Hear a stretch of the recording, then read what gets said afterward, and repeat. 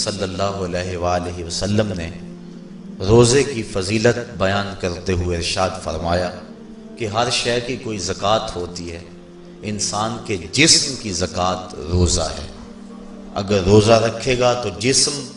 زکوٰۃ ادا کرے گا، جس طرح زکوٰۃ سے مال پاک ہوتا ہے روزے سے جسم پاک ہو جاتا ہے۔ اور روزہ ویسے بھی انسان کے لیے شفا کا پیام ہے۔ فرمایا کہ سحری کھایا کرو، چونکہ سحری کے کھانے کے اندر بھی اللہ نے برکت رکھی ہے۔ تو یہ ماہ سیام اپنے دامن میں برکتیں لے کر، رحمتیں لے کر نازل ہوتا ہے۔ اس کا پہلا حصہ رحمت، درمیانی حصہ مغفرت اور آخری حصہ جہنم سے آزادی کا مژدہ جاں فضا ہے۔ حدیث میں آتا ہے کہ اللہ نے میری امت کو رمضان المبارک کے روزے کے حوالے سے 5 چیزیں ایسی عطا کی ہیں جو اس سے قبل کسی امت کو نصیب نہیں ہوئی۔ ایک تو یہ کہ رمضان المبارک کے اندر روزہ رکھنے والے کے معدے سے جو بو نکلتی ہے اللہ کو وہ مشک سے زیادہ محبوب ہے۔ دوسری بات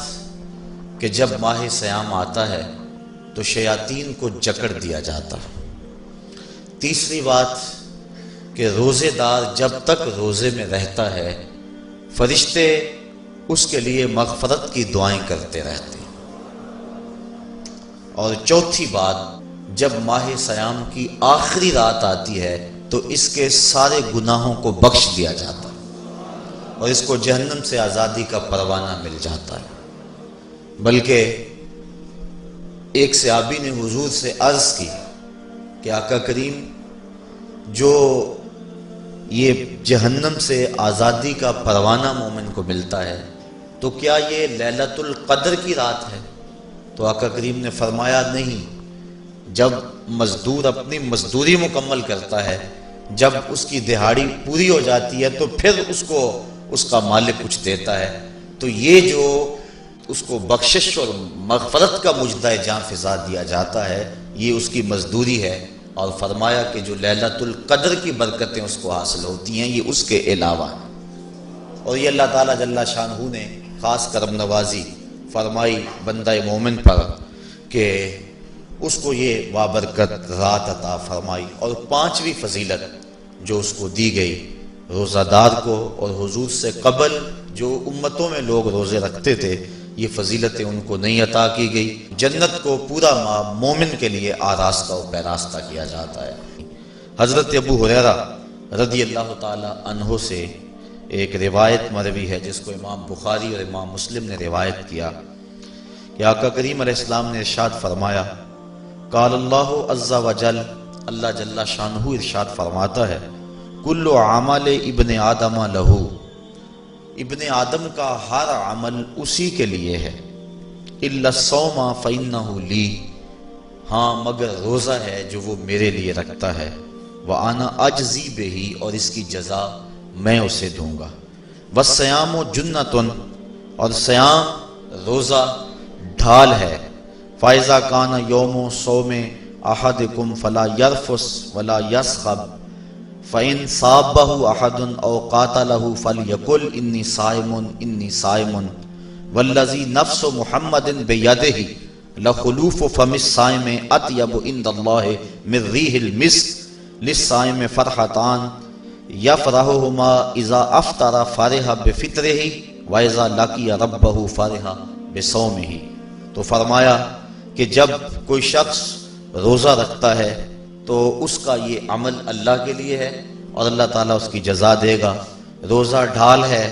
جب کوئی شخص روزہ رکھے تو وہ اس کے اندر کوئی اللہ کی نافرمانی نہ کرے، یہاں تک کہ اگر اس کو کوئی شخص گالی بھی دے تو وہ یہ کہے کہ میرا روزہ ہے،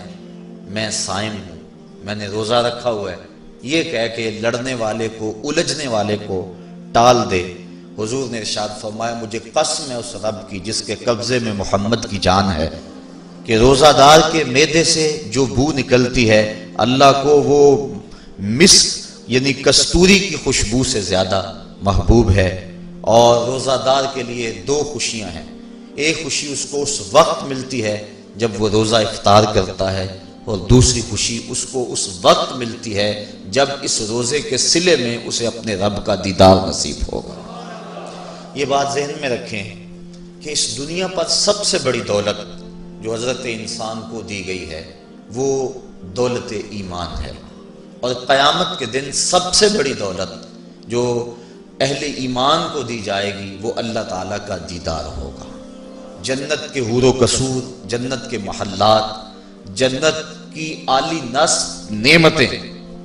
دنیا کی کوئی دولت اور دنیا کی کوئی نعمت جنت کی کسی نعمت کا مقابلہ نہیں کر سکتی، لیکن جنت والے جنت میں جا کر جس نعمت کو سب سے بڑا سمجھیں گے، اور وہ ہوگی بھی حقیقت میں سب سے بڑی نعمت، ایسی نعمت کہ اس نعمت کے ملنے پہ باقی ساری نعمتوں کو بھول جائیں گے، وہ یہ ہے کہ رب اپنے رخ کرم سے پردہ ہٹا دے گا اور ان کو اپنا دیدار عطا فرما دے گا۔ تو یہ سب سے بڑی دولت جو مومن کو آخرت میں نصیب ہوگی، یہ روزے کے صلے میں نصیب ہوگی۔ یہ روزے کا وہ ثمر ہے، یہ روزے کا وہ پھل ہے جو اللہ اہل ایمان کو قیامت کے دن عطا فرمائے گا۔ عاجزی بہی کا معنی ہے کہ اس کی میں جزا دوں گا۔ ایک روایت میں آتا ہے کہ جو اعمال ہیں وہ 7 طرح کے ہیں۔ 2 اعمال ایسے ہیں کہ جو واجب کرتے ہیں، 2 اعمال ایسے ہیں کہ جن کی جزا ان کی مثل ہے، اور ایک عمل ایسا ہے کہ جس کی جزا 10 گنا ہے، اور ایک عمل ایسا ہے کہ جس کی جزا 700 گنا ہے، اور ایک عمل ایسا ہے جس کی جزا بے حساب ہے۔ فرمایا کہ وہ 2 عمل جو واجب کرتے ہیں وہ یہ کہ اگر کسی شخص نے